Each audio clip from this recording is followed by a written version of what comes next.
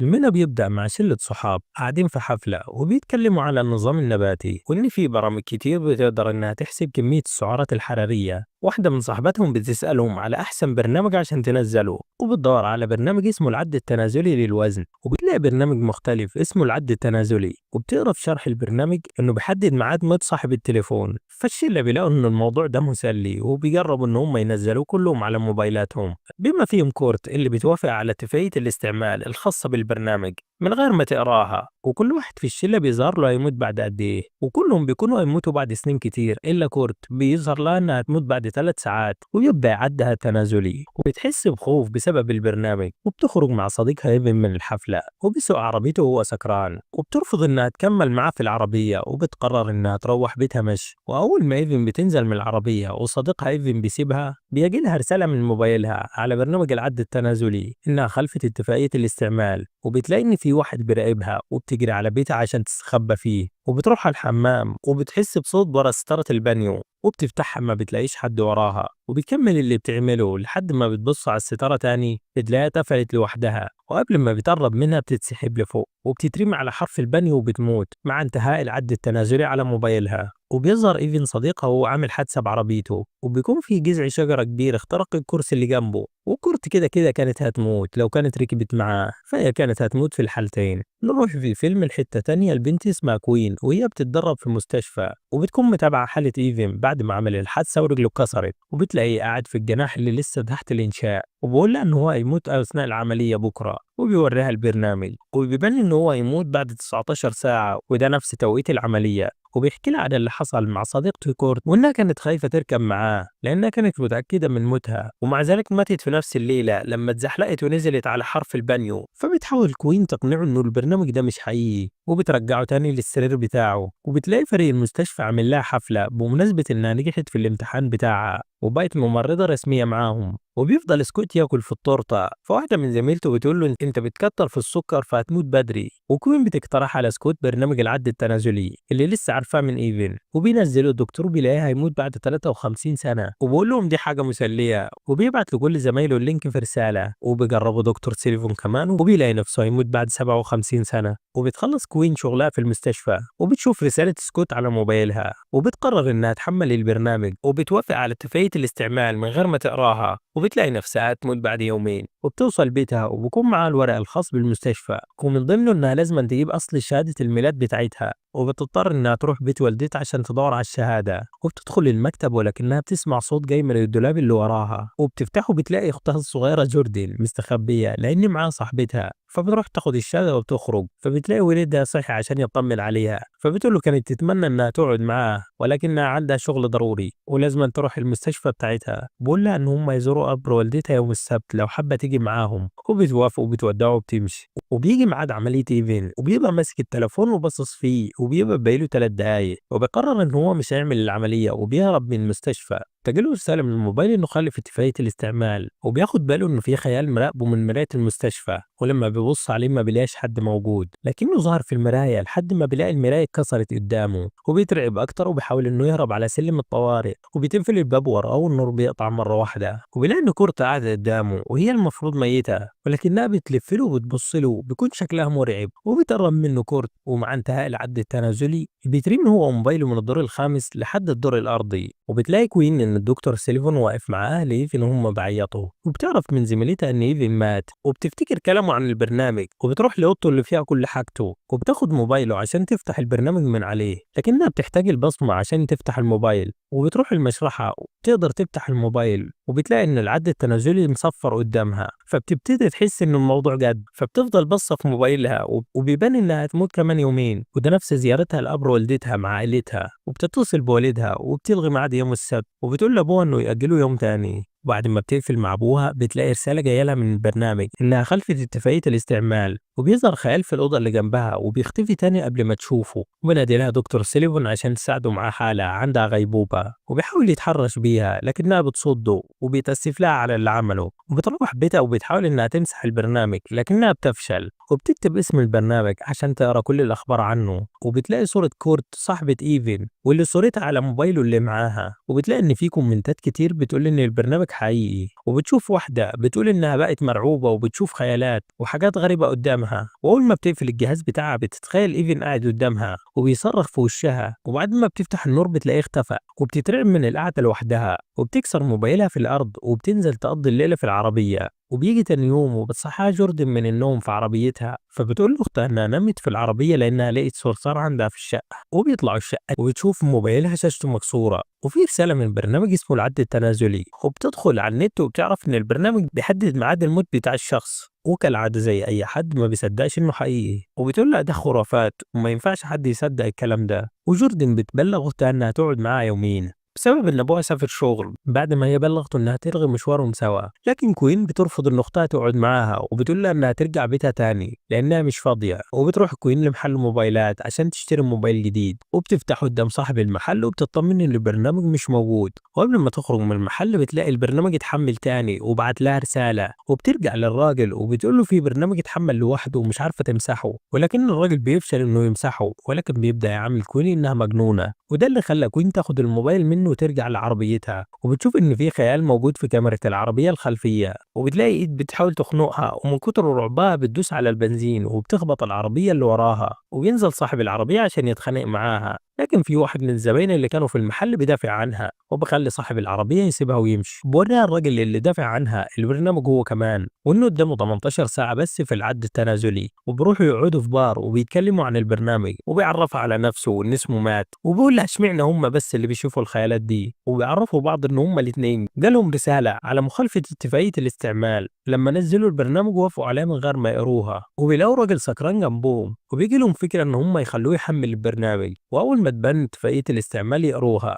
قبل ما يوافقوا عليها وبينفذوا خطتهم، وبيقروا ان هو غير مسموح للمستعمل بتغيير مصيره اللي هو يعتبر ان هو مخالفه لاتفاقيه الاستعمال وهيتم معاقبته، وبتفتكر كوين انها لغت مشوار المخابر بعد ما هي حملت البرنامج، وانه ما اتلغى رحلته لانه افتكر انه هيموت خلال الرحله، وبينصحوا الراجل انه ما يوافقش على اتفاقيه الاستعمال، لكنه بيوافق وبيلاقي نفسه هيموت بعد 39 سنه لسه، وبيروحوا للقس بتاع المستشفى وبينصحهم ان هم يروحوا لواحد تاني ممكن يفيدهم اكتر منه، وبتجي المسؤوله لكوين وبتقول لها انها عايزاها في حاجه ضروري، وبيدخل مات الحمام وبيلاقي ان في حد بيحاول يفتح عليه الحمام، وبيبص من تحت باب الحمام بيلاقي ان رجلين طفل صغير وبيسيبه ويمشي، وبيطلع مات يغسل ايده وبيسمع الطفل بيعيط في الحمام، وبيبدا يتحرك من خلال الحمامات وكانها مفتوحه على بعض، وفجأة رجل الطفل بتتحول للعكس وبيختفي، وبعد كده النور بيقطع وبيشغل كشاف الموبايل وبيسمع صوت باب الحمام بيتفتح من وراه، وبيروح يبص فيه وبيلاقيه فاضي، وبيهجم عليه طفل من وراه وبيحاول انه يخنقه لحد ما الطفل بيختفي والنور بيرجع، وبيطلع مات جري من الحمام،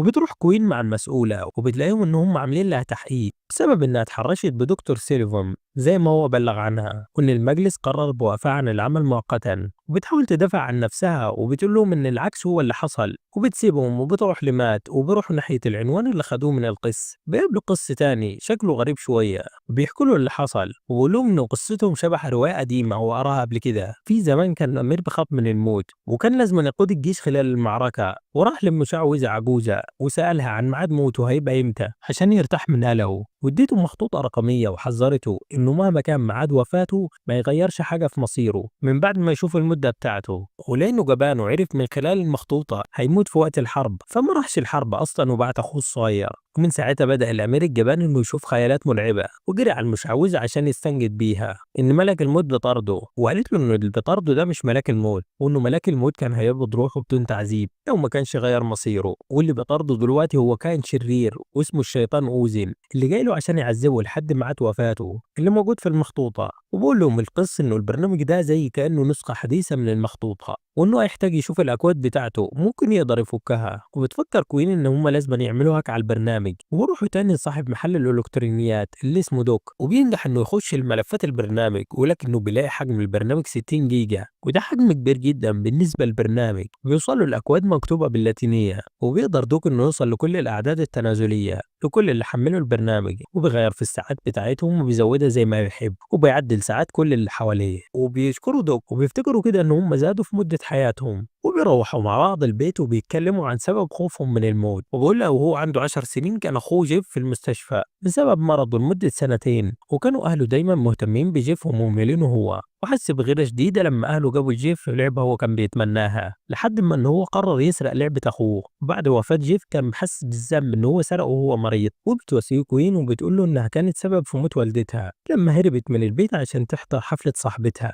وساعتها مامتها خافت عليها وطلعت تدور عليها وخبطتها عربية، السواق بتاعها كان سكران وماتت، وبينا مات جنبها. وفي نص الليل بتحس كوين إن في حد واقف ورا الباب، بتفضل تصحي مات اللي نايم جنبها. بتلاقي إن الباب اتفتح ودخل عليها مات، وبيلاقي إنها سمعها بتناديله، وفجأة بتتسحب تحت الغطا وبتفضل تصوت. ومات بيرمي الغطا بعيد ولأنه جات رسالة على موبايلاتهم، وبيلاقوا إنه العد التنازلي رجع الوقت الطبيعي، وإن كوين هتموت بعد 4 ساعات ومات بعد ساعتين. وبتفتكر كوين إن أختها هتموت قريب وبتحاول تتصل بيها. بتكون المربية اللي مع أختها واخدة الموبايل منها، وبتحاول جوردن إنها تاخد موبايلها، لكن بتلاقي إيد اتحطت على كتفها، وبتبص وراها وما بتلاقيش حد واقف. وهتروح على أوضتها وبتحس إن في حد جاي عليها، فبتنزل تستخبى تحت السرير لحد ما السرير بيتشال من فوقيها، وبتلاقي واحدة شبه أمها نايمة جنبها وبتصرخ فيها. وبتجري جوردن بره البيت وبتلاقي أختها جاية تطمن عليها، وبياخدوها وبيجروا على القس اللي ساعدهم وبيحكوا له على اللي حصل. وبتوري له كلوين الصور اللي صوروها من داخل البرنامج، وبيقول لهم البرنامج ده عبارة عن لعنة من الشيطان، وبيقول لهم إن مهمتهم دلوقتي هي محاولة كسر اللعنة عن طريق إنه يخلي واحد منزل البرنامج إنه يموت قبل العد التنازلي بتاعه أو يعيش أكتر من الوقت بتاعه عن طريق طقوس حماية. والصلوات اللي هيعملوها تخليهم حتى لو يكسبوا ثانية زيادة، وبكده يبقى كسروا اللعنة. وبيطلع لهم كتاب فيه طريقة عمل نجمة حماية بالملح. والخبر الكويس إنه عنده ملح صخر كتير في البدروم بتاع الكنيسة وممكن يستخدموه، وبيمزجوا الملح بالبويا علشان ما يبقاش سهل إنه يطير أو يتشال. وبيعملوا دايرة شبه اللي في الكتاب بالظبط، وبيفضل القس يبارك الملح والدايرة علشان تمنع الشياطين من كسرها. وبيبقى فاضل على موت مات دقيقتين بس، بتقفل النور عليهم، بيجروا كلهم جوه الدايرة على أمل إنها تحميهم. ومرة واحدة بيظهر أذن الشيطان قدامهم وما بيقدرش فعلا إنه يكسر الدايرة، فبيلجأ لخدعة تانية بتخلي مات يشوف اللعبة بتاعت أخوه قدامه وراه أخوه الصغير عشان يستدرجه ويخرجه من الدايرة. وبينجح الشيطان إنه يخرج مات من الدايرة وجروا ناحيته لحد ما بيسيبه في نص الطريق، وبتيجي العربية وبتشيله وبيتخبط في شجرة. وبيموت كوين مع مدة انتهاء العد التنازلي في موبايله. وبيبان ان جوردن اتصابت وهي بتجري ورا مات وعندها نزيف، وبتاخدها كوين للمستشفى عشان ينقذوها. وبتشوف في الاخبار ان في قطر اتقلب، وبيكون نفس القطر اللي كان مات هيركبه قبل ما يغير مصيره. وزميلتها اللي في المستشفى بتقول لها ان عرفت اللي حصل بينها وبين سوليفان. وقبل ما كوين تدافع عن نفسها زميلتها بتقول لها انه حصل معاها كمان، وما قدرتش تتكلم عشان ما تخسرش وظيفتها. وبتلاقيه هو اللي بيعالج اختها، وبتروح تشكره على اللي عمله مع اختها. وبتبص في موبايلها وبتلاقي على موتها 18 دقيقة وعلى موت أختها 14 دقيقة. وبتقرر كوين إنها تتصرف عشان أختها ما تموتش. بتروح لمكتب سوليفان وبتقول له إنها عايزة ترجع شغلها، وبتقول له هي هتتكلم معاه في الجناح المغلق وهتستناه هناك. فبيروح لها فعلا وبتحاول إنها تقتله عشان تنهي حياته قبل مدته في البرنامج، وبكده تكسر اللعنة على كل المنزلين البرنامج. ولكن قبل ما تقتله بيتسحب من تحتها. وبتعرف كوين إن خطتها هتنجح، عشان كده حاول الشيطان أذن إنه ينقذ سوليفان. وبتفضل كوين إنها تدور على سوليفان عشان تقتله، لكنه بيهجم عليها وبيضربها، لكنها بتقوم وبتضربه من ظهره. وقبل ما تديله الحقنة اللي فيها السم بيرميها أذن بعيد عن سوليفان. وبتسمع كوين صرخة أختها لأن بيكون قدامها دقيقة وهتموت، لكن كوين بتقدر إنها توقف أذن عن قتل أختها عن طريق إنها بتهدده بقتل نفسها بالسم وتموت قبل ميعادها. ولكن قبل كوين ما تموت نفسها بتجسد أوزن في شكل أمها علشان يمنعها من الانتحار، ولكنه ما بيقدرش يخدعها. وبتدي لنفسها الحقنة وبيتحول الشيطان قدامها لرماد وبيتدمر. وبتجري جوردن ناحية أختها وبتعيط لأن أختها انتحرت علشان تنقذها. وبتشوف جوردن اسم مادة مكتوب على كتف كوين، وبتفهم إنها رسالة ليها علشان تديها المادة دي وتنقذها من الموت. وبتديها الحقنة وبتلاقي أختها فاقت قدامها، وبيكون العد التنازلي وقف في موبايل جوردن. وبتعدي فترة وبتروح كوين تزور قبر والدتها مع جوردن وباباها، ولكن بيجيلها على موبايلها رسالة من البرنامج إنه نزل له تحديث جديد. ولهنا بينتهي الفيلم. سلام. معلش لو الصوت مش قد كده عشان تعبان.